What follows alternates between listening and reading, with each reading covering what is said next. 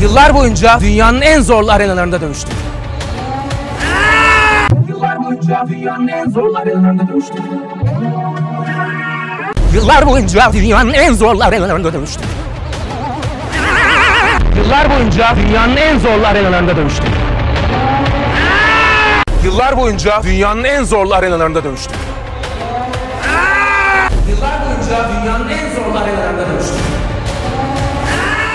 Yıllar boyunca dünyanın en zorlu arenalarında dövüştüm. Yıllar boyunca dünyanın en zorlu arenalarında dövüştüm.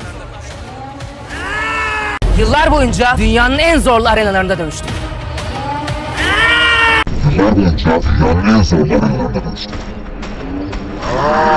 Yıllar boyunca dünyanın en zorlu arenalarında dövüştüm.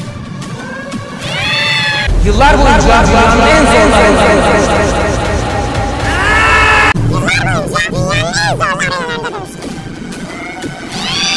Yıllar boyunca dünyanın en zorlu arenalarında dövüştüm.